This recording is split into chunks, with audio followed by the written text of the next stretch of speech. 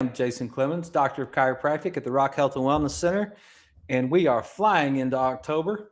It's October 3rd, Tuesday, and we are excited to be here tonight. We are coming to you live from the Rock Health and Wellness Center studios, which is the Rock Health and Wellness Center is a health and wellness facility based in chiropractic. It's a chiropractic health and wellness facility, and we try as hard as we can to create a place for you to come and learn and be as healthy as possible. So we're trying to figure out what's causing your body to not be functioning properly and see if we can make it or help it function properly, not make it function properly.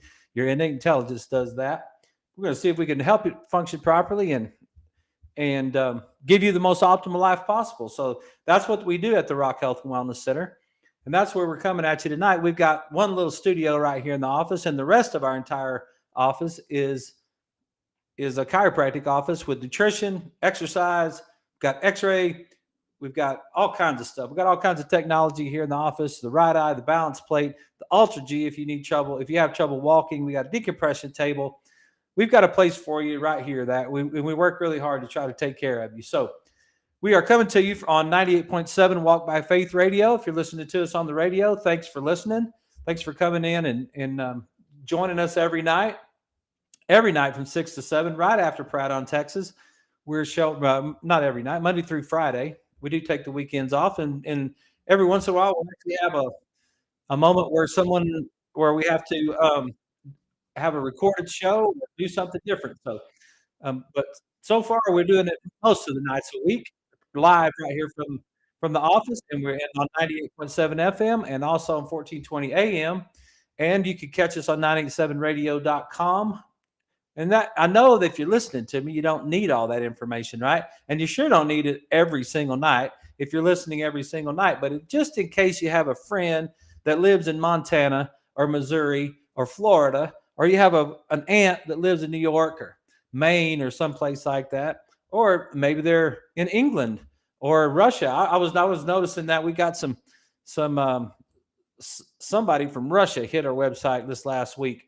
And so hopefully that's a person looking for health and not something else. So that's an interesting thing. But yeah, so this is an international show actually that's coming to you right here from Lubbock, Texas, and we're so excited to be here. We're so excited to be here every night, and we're going to get into it and talk about. We're just going to continue the conversations of the definitions that we've been getting into lately.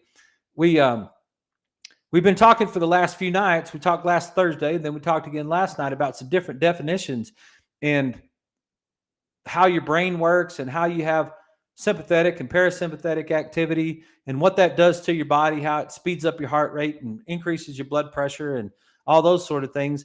Well, tonight we're going to get into just some musculoskeletal type stuff and talk to you about how your brain has to do with your shoulder, or maybe you've heard of plantar fasciitis before, right? Or maybe your knee's not functioning properly or your hip's not functioning properly. And you want to know exactly how does chiropractic help with that? What are you guys doing that? What difference does it make? And how does that work? And so, that's a giant task to answer because there's a lot of things going on inside your nervous system and there's a lot of things going on with your body. So we want to make sure that we do our best to address some of those things. So if there's a lot there that's going on, but maybe we can make something really simple, because I had what I try to do here on the show is take my 52 years of life experience and share it with you in the form of health and wellness, right? So pretty much everything that we talk about or anything that's happening in your life, we can bring it back to health and wellness. That's what I said last night when we started the show. I said, hey, don't change the channel if you're listening to Pride on Texas, because if you're interested in Texas politics, you'll be better at it if you're healthy, right? If you're a school teacher, you'll be a better school teacher if you're healthy. If you're driving a bus today, you'll be a better bus driver if you're healthy. There's no question about that. That's not arguable. That is just factual. Your life will be better if you're healthy, and your life will be worse if you're not. And so that's something that we want to make sure that we can address pretty much everybody everywhere when it comes to health. And so one of the things that happened that happened in the office, and that's something that I like to do. I like to share my 52 years of experience. I like to share my 36 years as a chiropractic patient. I like to share my 23 years in chiropractic, either working in an office or going to chiropractic school, or now my 19th year of actually seeing patients. I like to share all these information, all these experiences with you, so that you can get a little bit better understanding of what chiropractic is. I also want to share with you the things that happen when I go get adjusted. I went and got adjusted today. Tuesday is my day. I go see Dr. Derek Carson over at Grassroots Chiropractic. He's a great dude. I hope to have him on the show here soon. And but every Tuesday is something I want my nervous system checked so it can function properly. I worked out this morning. We have a gym here at the office, and Leslie and I worked out together. We work out on Tuesday and Fridays doing some hip workouts, and then we try to walk as much as we can on the other days. And so that's working pretty good for me right now in this time of my life. So I'm really enjoying it. I'm watching what I eat. I'm trying to be as social as I can possibly be. And I spend a lot of my time with patients during the day, and then we try to get out and do some things, different times of things on the weekend. And my daughter's now involved with Texas Tech Athletics, so we get to go to the tailgates and get to see some of my old teammates and guys that I coached back in the day. So that's what this show is about sharing with you all these experiences. And so we take different ideas, we take different topics. So if you have a question and you would like to send us a text, then our office phone is a cell phone, and you can text us at 806-794-0400. That's our office phone, and that's our if you want to text us there. And then if you're watching us on Facebook or YouTube or X, you can send us a chat. Send us a message through the social media sites, and we'll get it here in the office. And I hope to try to answer all of those questions. So anything that we bring to you tonight that you don't quite understand, feel free to text me or send us a message, and we'll try to get all those things answered. So I wanted to start with a couple of articles real quick before we get into that and into those definitions, because I was just reviewing some articles today, and I thought this one was very applicable on some of the things that we talked about in the office. We did the Dale Bredesen book, The End of Alzheimer's, and we reran that show last Friday. And so we talked, that has to do with Alzheimer's disease and dementia in the brain. And there was an article right here that is from the American Journal of Clinical Nutrition, September 2023, volume 118. And the title of the article is Multivitamin Supplementation Improves Memory in Older Adults, a randomized clinical trial. So it's kind of cool. This is from Columbia University and Harvard Medical School. The objective of the study was to examine the effects of daily multivitamin, multimineral supplementation on memory in older adults. The study included 3,562 older adults. Subjects were randomly assigned to a daily vitamin supplement or placebo and evaluated annually with a battery of neuropsychological tests for 3 years. And so that's kind of interesting. There was some different tests that they ran on these folks, and what they found out was performance on one of the tests improved from a mean of 7.1 words at baseline to 7.8 words after 1 year in the multivitamin supplementation group. Follow-up demonstrated a significant effect of the multivitamin intervention, suggesting that memory improvement is sustained. In individuals with a history of cardiovascular disease, the effect of multivitamin supplementation on improvement was significantly higher than placebo. Kind of cool, I thought. Compared with placebo, participants receiving multivitamin supplementation had significantly greater improvement in immediate recall memory between baseline and 1 year. Daily multivitamin supplementation improved immediate recall memory after 1 year among older adults. So compared to placebo, participants randomly assigned to multivitamin supplementation had a significantly better immediate recall at 1 year by about 150%. So I have people all the time Oh man, those supplements are just garbage, man. They don't work. Those things that I don't know why you got to take a supplement. What do I got to take a multivitamin for? You don't. You don't have to take a multivitamin. You don't have to eat well. You don't have to get adjusted. You don't have to exercise. You have freedom to do whatever you want to do. But if you want to be healthier and if you want your brain to function better, you might consider taking a multivitamin. And you can get different multivitamins and you can get them in different places. You try to get something that's good for you. That's a good idea. But the overall conclusion of that article was that if you take your multivitamin when you're older, your memory works better. And why is that? Like what difference does it make about that, right? And so that's something that we have talked about multiple times on the show, and we talked about some of that stuff. One of the things we talked about last night was fuel and fuel delivery, right? We talked about fuel and we talked about fuel delivery. And then we talked about activation. So what we said is you need the proper fuel in order for your brain to function better. You need the proper fuel in order for your brain to function properly, I guess I should say, right? So if you don't have the proper fuel, so Jason, this is a definition show. What do you mean by fuel? Well, what I mean by fuel is I mean by nutrients. What I'm talking about when I say fuel is I'm talking about nutrients. And so it's like, okay, if I go to my local restaurant and get me a bean burrito with some French fries for lunch, do you think there's a difference between that and eating something healthy for lunch? Well, I think there's a difference, and I think science says there's a difference, and I think lots of articles say there's a difference, right? So when we're talking about that, think about the things that we eat on a daily basis. Think about the things that you put in your body to fuel your body. And then think about what you're asking your brain to do. You're asking your brain to function with really bad fuel, right? You're asking your brain to malfunction.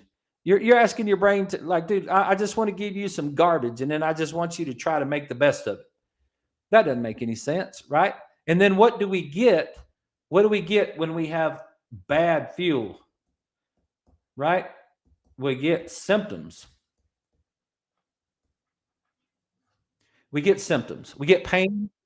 We get inflammation. We get stiffness. We get symptoms. And those symptoms get treated with what? Better food or some sort of medication, right? And how common is it to go in that direction right there?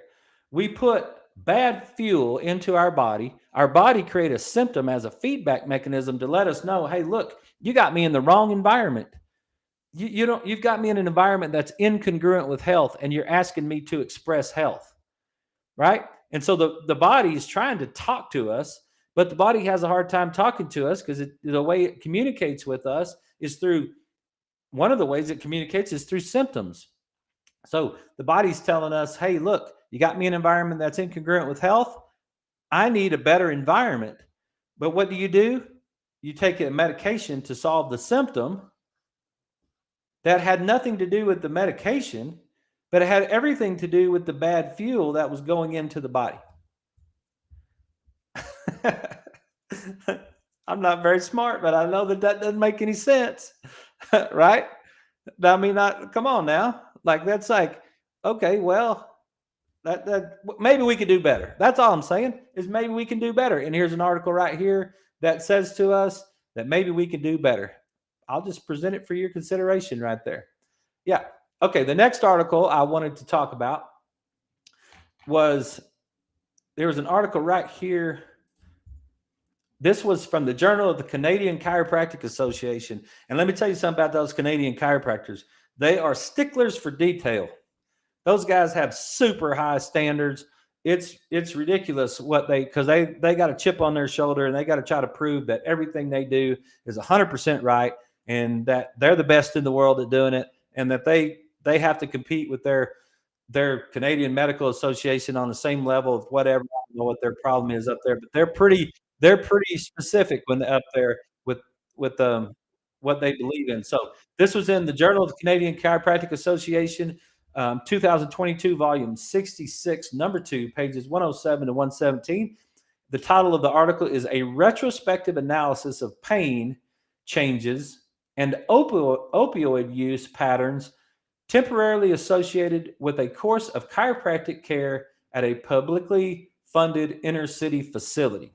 So basically what they're saying is, could you decrease pain and opioid use if you got adjusted, right?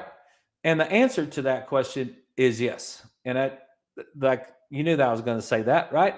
And this is a retrospective analysis of data from a publicly funded healthcare facility using the numeric pain scores of spine and extremity regions across 3 time points. After 5 chiropractic visits and at baseline, after 5 chiropractic visits and discharge for opioid and Tylenol use. So what they found out, I'll just get to the point. The results: pain and opioid use significantly decreased with a course of chiropractic care. 92% of chiropractic patients using opioids were able to be discharged without further referral for their musculoskeletal spine pain following a course of chiropractic care. Yeah, that's right. We know that in chiropractic. We can beat opioids all day long, right? We can't beat them for getting high, but we can beat them for pain, and we can get your body to function better by getting adjusted. That's not even a mystery. Never has been a mystery. And especially in my world, in the last 23 years, we know those statistics are true, but it's not the place that we go. But if you think about the impact on that, like what is the impact if you didn't have to take any of those medications for your pain and you could get adjusted? I can tell you a story that happened right here in the office. I have an 80-something-year-old patient that had a bulging disc in his low back, and he was having some serious trouble. Like he was down in bed, and he was in bed for 3 or 4 weeks and he had to stay out of gravity, or every time he stood up, he had pain running down his leg. He couldn't walk. He couldn't get out of the house. They're very active people. He and his wife, they're very active people, and they they have a camper trailer or something, an RV of some sort, and they still travel and do stuff. You could see it in his face. He's a very vibrant, alive human being, even 84 years old, I think, 82 or 84. And he was in danger of getting down and not being able to get up. And I'll tell you what, that's a big deal. That's a big deal when you get old. When you get old, you want to make sure you get up, because if you get down and you can't get up, you'll eat your lunch. And so that's something that is a big deal. So, and I told him that, and we were talking about that yesterday, I believe. And but he said that he had an appointment when I was talking to him yesterday. He's doing way better. I've been adjusting him for 3 or 4 weeks now, and we saw him multiple times right here in the beginning, like 3 times a week for a couple weeks. And because I'm a believer that you don't decrease frequency just based on some sort of random number, right?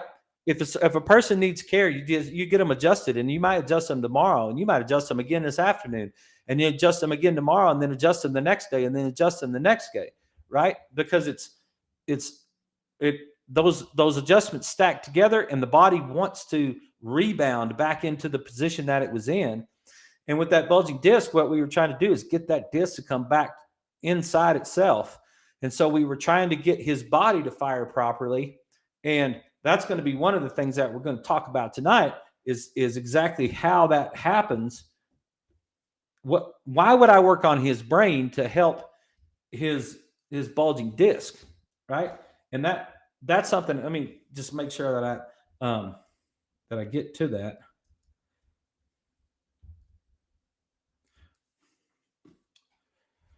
See where we are on time. Yeah, we're doing great on time. So, but he had a bulging disc, and it's like look, it wouldn't hold, and so when he was sat down on the table, he immediately went into a slouched position, like everything was kind of forward, and he was in flexion, right? And so we've been really working on him.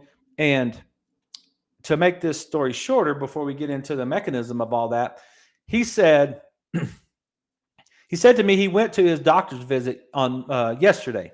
He had a follow-up doctor visit because they had scheduled him for pain management, which means injections, right? If your doctor schedules you for pain management for disc bulge, what they're talking about is they're going to go in there and give you pain. They're going to give you an injection in your low back, some sort of steroid or something like that, that's going to try to decrease that pain and stop whatever's going on. And there are times that that's necessary, but that's not going to solve the problem, right?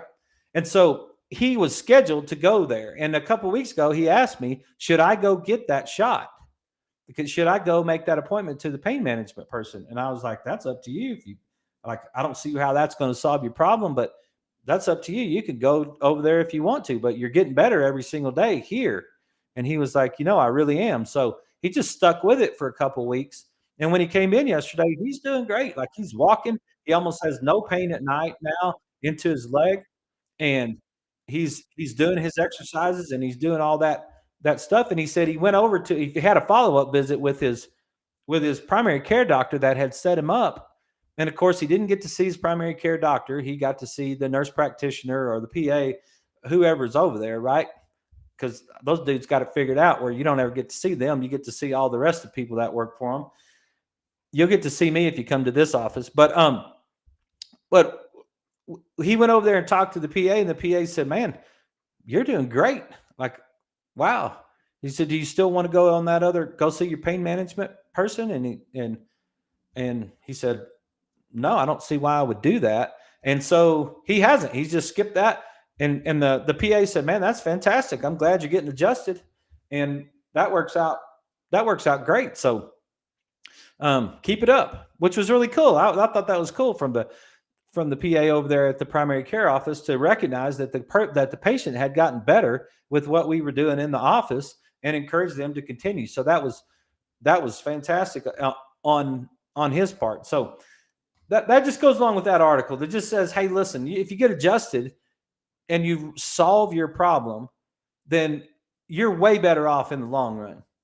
And it's there's lots of studies out there that show that. That's nothing that's new. So so why does all this stuff matter from a musculoskeletal standpoint? Let's just talk about that for a little while, because it's the I've been talking about brain, right? And I'm really passionate about talking about brain. And the reason I'm always talking about the brain is because that's where everything starts. It starts in the brain. It's the brain first. And how is the brain firing, and what is going on with the brain? And is it functioning the way that it's supposed to function? Because there are consequences downstream when the brain's not functioning properly. There are consequences.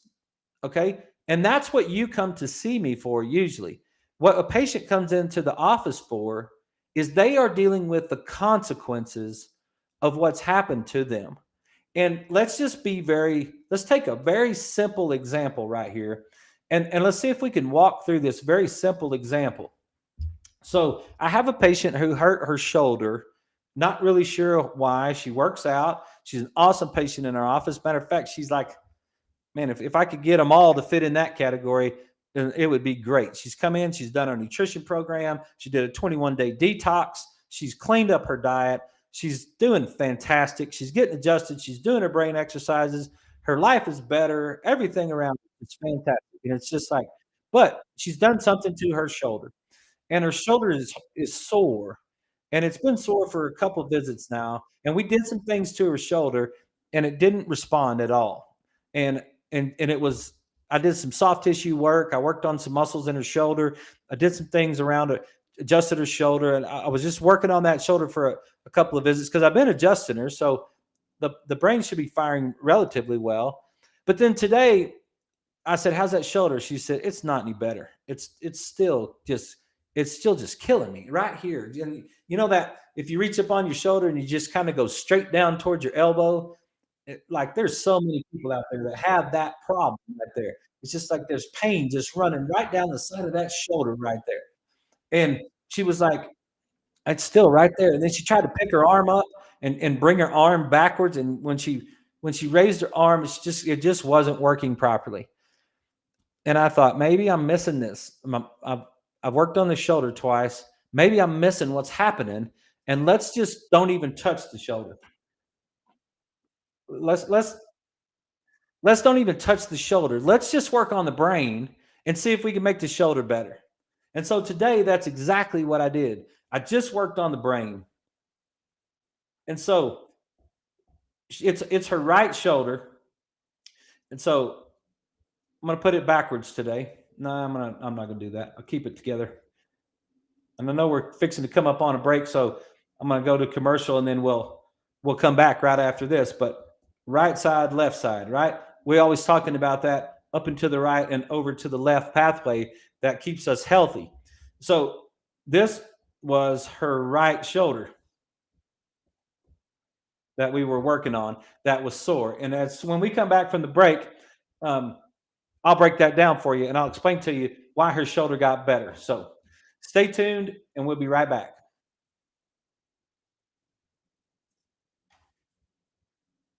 You guys on Facebook and YouTube and X, just hang on for a second. We'll get into this in just a second and break that down of how working on her brain helped her shoulder. And then I want to just check this. We got a message.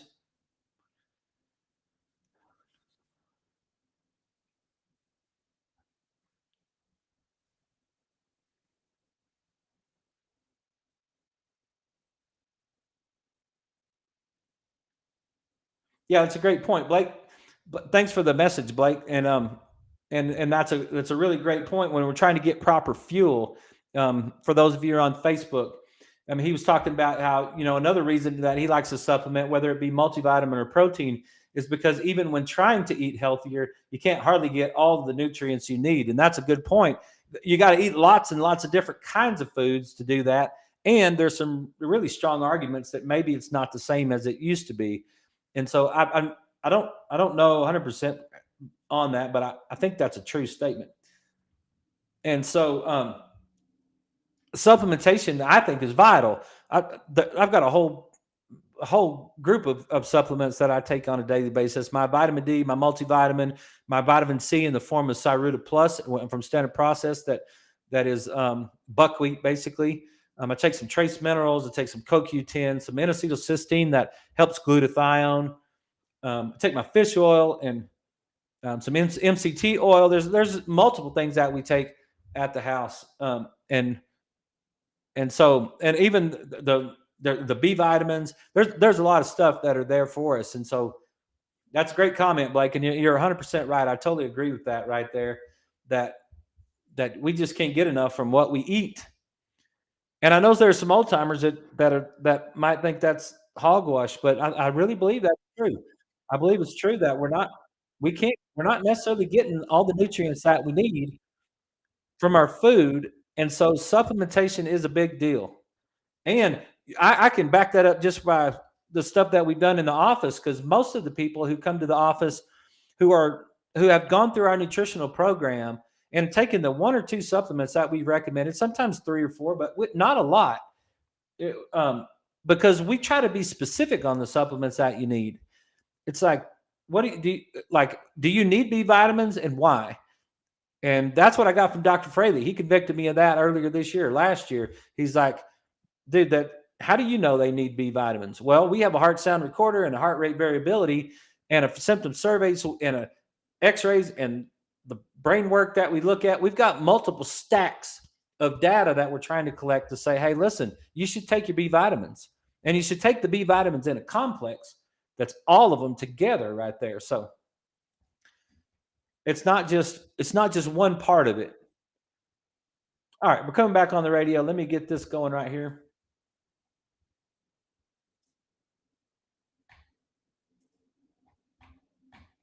Okay, everybody, we're back on the show. I think you can hear me out there. I can hear you okay. I'm having a little trouble getting that music to calm down, but I'll just talk through it for just a second. So we were talking about you're listening to Life with Jason Clemmons, DC.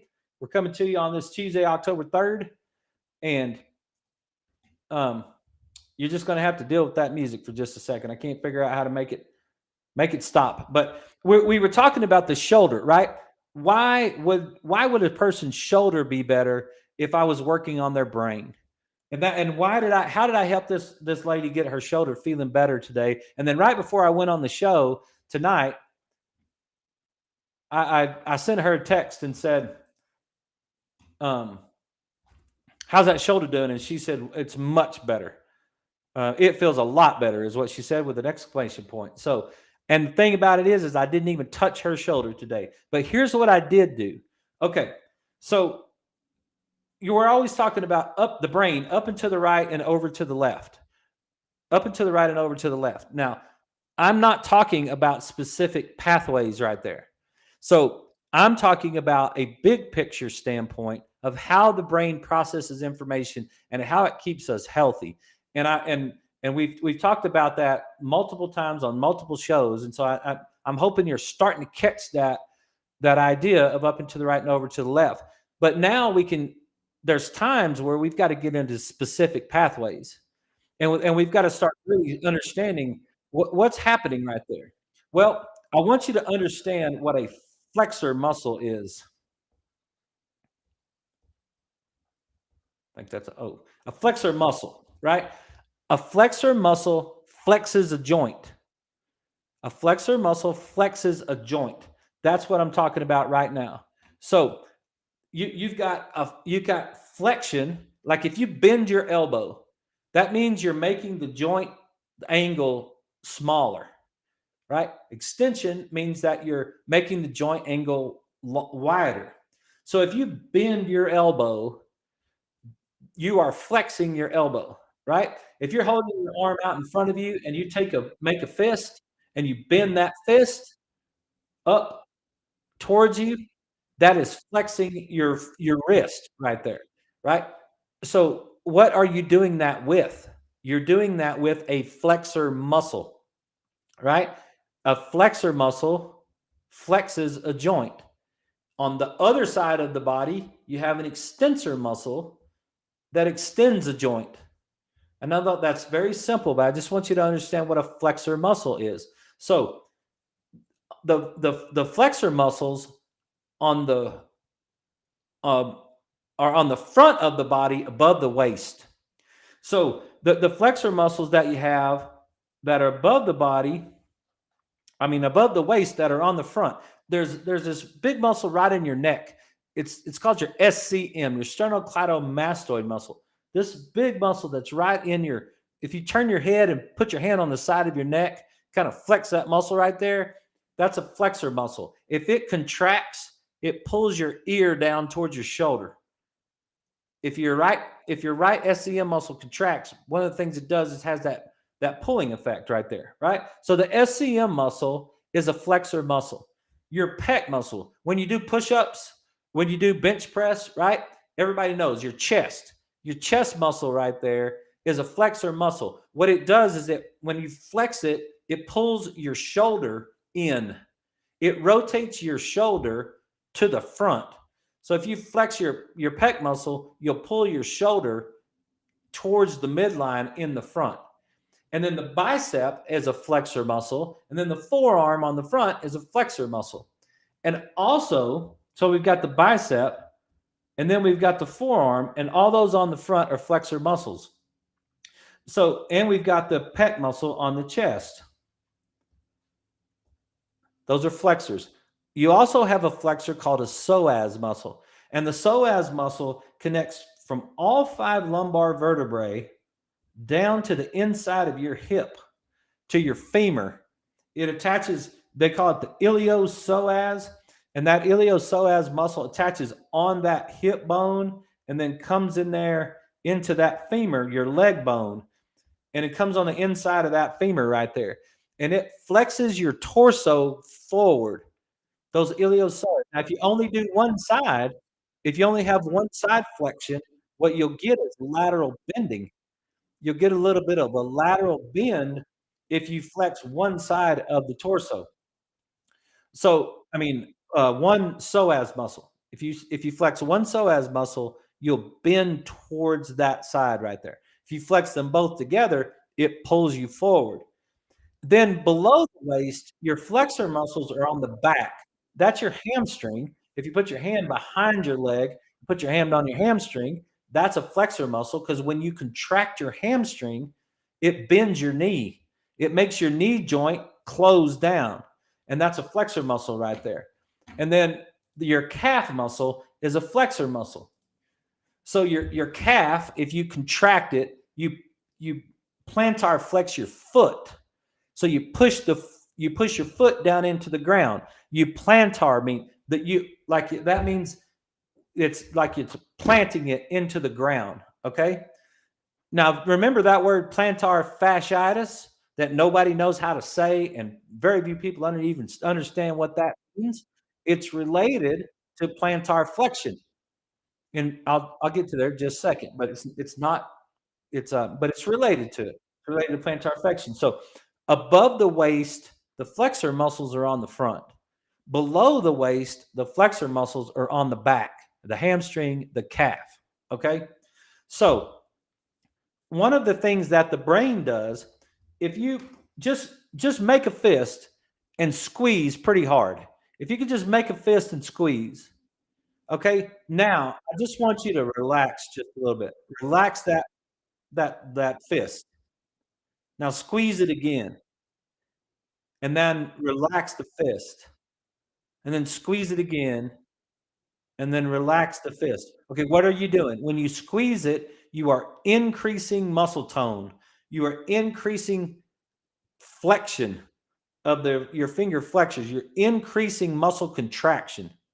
But then when you relax, you're decreasing muscle contraction of those flexors. So the flexors have two different levels of tone.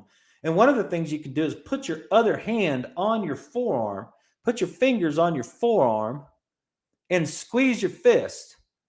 And when you squeeze your fist, what you'll start to see, you can feel those muscles underneath. You can feel those muscles underneath your fingers contract, right? When you squeeze your fist. When you squeeze your fist, you are increasing the muscle tone of that muscle. Well, let's just not now just shake your hand out and relax there for a second. And now what I want you to realize is that just sitting, just being without you thinking about it, you have a certain amount of muscle tone that's going on in those flexor muscles. They're just sitting there. And sometimes if you really think about it, if you're just sitting there right now and you start to relax and you just really relax, you just let's let it all, like, take a deep breath and relax. Can you feel the muscle tone change, like in your neck or your shoulders, like your trap muscle? Can you feel that muscle tone change? Yeah. So you have resting muscle tone. You have resting muscle tone in the muscles, and that's controlled by your nervous system. And there's several different ways that that's controlled, but one of the areas of the brain that controls that is the frontal lobe. And the frontal lobe on the same side controls resting muscle tone of the flexor muscles. So, we're always talking about up and to the right, over to the left, where we're always talking about upper brain, lower brain. Well, the upper brain is split in half, and it's got a parietal lobe and it's got a frontal lobe. And part of the job of the frontal lobe, which is it's got about 100,000 million jobs, right? One of the jobs of the frontal lobe is to inhibit your flexor muscles. Inhibit, turn them off. Your frontal lobe is designed to inhibit your flexor muscles. Okay, turns them off, turns them down. Frontal lobe turns down flexor muscles. All right. So, what are we going to do? She's having a shoulder problem on the right side. And I've worked on the shoulder twice. She's not responding with the shoulder work that I'm doing. What am I going to look at? I've already gone through this pattern, but today I did extra work by firing into her right brain. So what did I do? I used eye movements. I used eye movements up and to the left.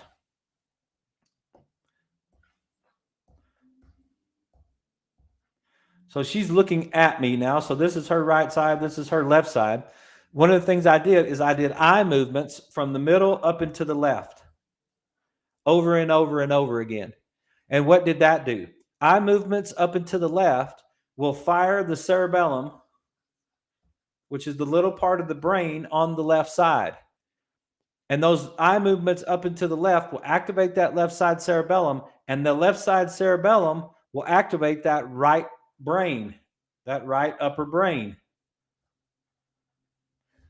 And by activating the right upper brain, I was able to help her turn off the flexor muscles on the right side of her body,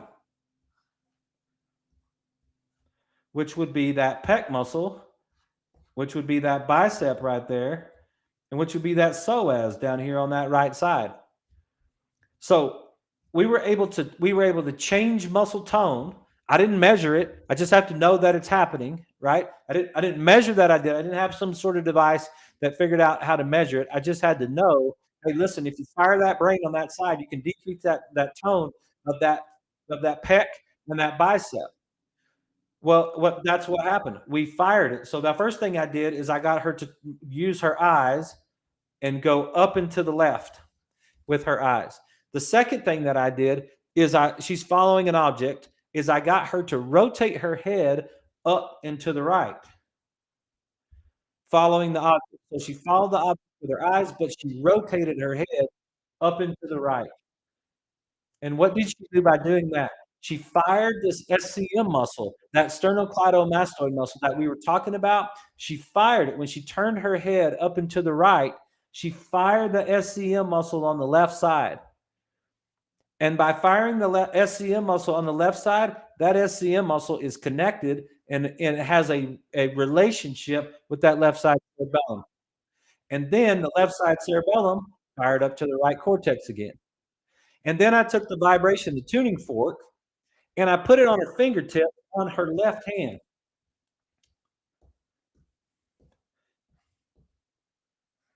So I took her fingertips on her left hand. I'll do that backwards, but her thumb's over there, not on that side. Turn her hand over, right? And I used the tuning fork on her left hand. I activated the tuning fork, made it vibrate, and then I used the fingertips on the left hand.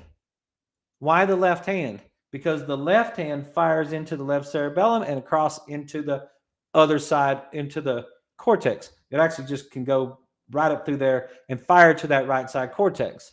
So again, I did three things. I did three things in the office right there. I had her make her eyes up and left, up and left, up and left. Then I had her turn her head to the right, following an object. And then I did vibration on her fingertips on the left side. And then that fired the right side cortex, which turned off the flexor muscles on that side. And then when she got up off the table, I said, "Well, just tell me, just, let me know in a day or two how that feels." And then she got up off the table and she raised her arm up like that, and she was like, "That doesn't hurt at all." Like it took us it took us 5 minutes, right? She'd been having shoulder pain for a couple of weeks. I mean, shame on me. I didn't do that on the first day because I thought because that's why I adjust her anyway.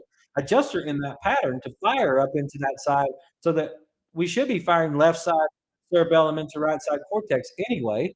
Why am I doing that? Because I'm trying to get the information to go from the up and to the right and over to the left properly. But I had to get down and get specific on the pathways this time. I had to get down and get specific on the pathways so that we could specifically work on a shoulder. So I want to talk about a definition that you may have heard before that we can go into, and it's called reciprocal inhibition. And reciprocal inhibition means to turn something off, right? So what basically reciprocal inhibition, let's go back to the elbow again. So we're doing flexion of the elbow. And the flexion of the elbow, we got the bicep on the front and we got the tricep on the back, right? So if I want to flex my elbow, if I want to contract my bicep, I have to relax my tricep. And it doesn't, a lot of times it just does that by reciprocal inhibition. When you contract your bicep, you will turn off your tricep. Now do it the other way. If your arm is bent and you want to straighten your arm out, you can put your hand on the back of your arm and you can feel how hard that tricep muscle gets when you go into extension of the elbow. So bicep contracts, turns off the tricep. The tricep contracts, turns off the bicep. And so what we did by working on her brain, what we did is we created relaxation of the flexor muscles on the front of the shoulder, and simultaneously we reestablished proper tone of the extensor muscles on the back of her shoulder. Because one thing that happens, if your pec muscle is tight and your bicep is tight, you're going to get internal rotation of that shoulder. When you get internal rotation, meaning inside rotation of the shoulder, your shoulders are going to roll forward. You've seen that posture before, right? When you get that internal rotation of the shoulder, you are stretching the muscles on the back of the shoulder. And when you stretch the muscles on the back of the shoulder, it makes them weak. And so when she's trying to raise that arm, up, it's creating a problem because she's got a weak muscle back there, because that muscle, number one, is turned off. It's neurologically, it's reciprocally inhibited because her pec muscle is tight, which is automatically turning off the muscle on the back, and a stretched muscle is a weak muscle. And so now we've got a weak, inhibited muscle that every time she tries to go into extension, her arm hurts. And so what did we do? I didn't touch her shoulder. I didn't touch her shoulder at all. All I did was I fired the left side of her body. I used her eyes to help me.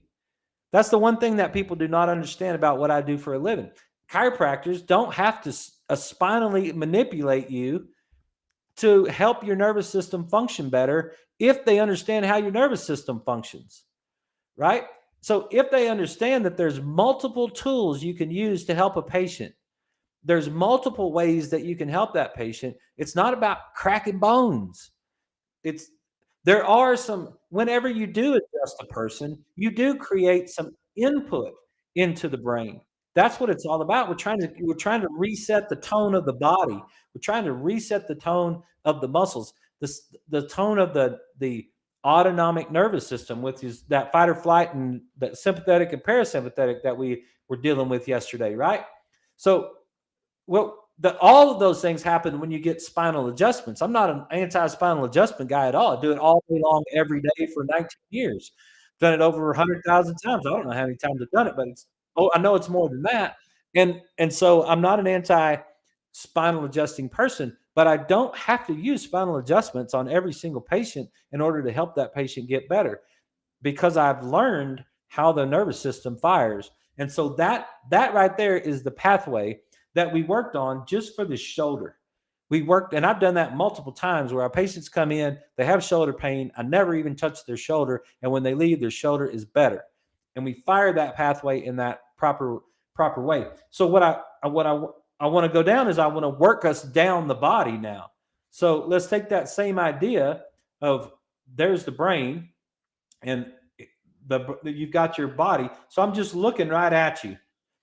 And so the right side, if I'm looking right at you, there's the right side. And all you guys on the radio just going to have to follow this deal. But so if I'm just, so the brain, the frontal lobes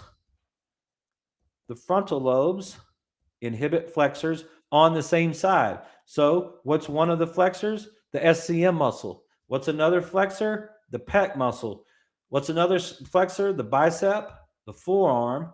And then here's one, the psoas, right? Okay. So now I've got a bulging disc problem. Why do I have a bulging disc problem? Let me ask you a question. What happened first? I had a bulging disc problem, then I had a brain problem, or I had a brain problem and then I had a bulging disc problem. The answer is B. I had a brain problem and then I had a bulging disc problem. We never think of that. People don't think of that. They don't think about, oh man, the reason I got a bulging disc was because my brain wasn't functioning properly. There you go. That's the answer.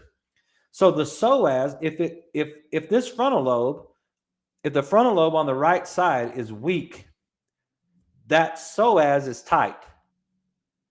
Right? You follow me? If the frontal lobe is weak, it's not inhibiting the flexor. It's not turning off the flexor.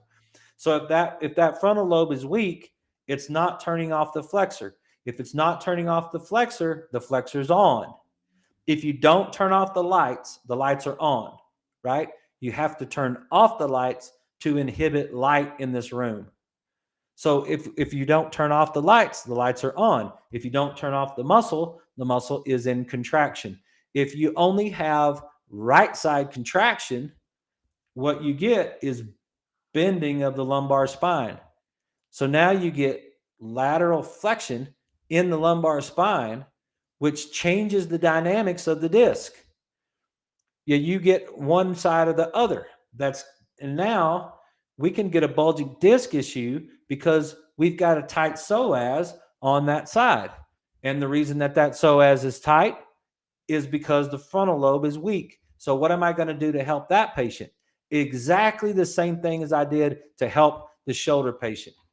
It's exactly the same mechanism right there. I'm going to drive the left side. I'm going to use the wrist, the elbow, and the shoulder.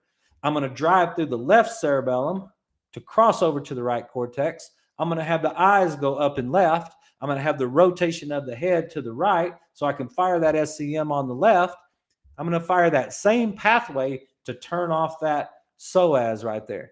Then I could do some soft tissue work on that psoas, some pin and stretch, get it to release a little bit to try to take that pressure off of that lumbar spine to get rid of that disc bulge. Right? I don't need a steroid injection to get rid of that disc bulge. I need that joint segment to function properly to get rid of that disc bulge. Right? Because the steroid injection didn't do anything, but I'll tell you what the steroid injection does do. It stays in your joints and rots those things out over time. It jacks up your brain when you start taking all that crap, right? And so that's not going to help you. It might help you momentarily, but it's not solving your problem. Then let's go to the 80-year-old guy, right? The 80-year-old guy was having a slouched posture. When he sat down on the table, he was sitting in a slouched position. His whole body went forward. It's like he's almost doing a sit-up, right? He's in slouched position.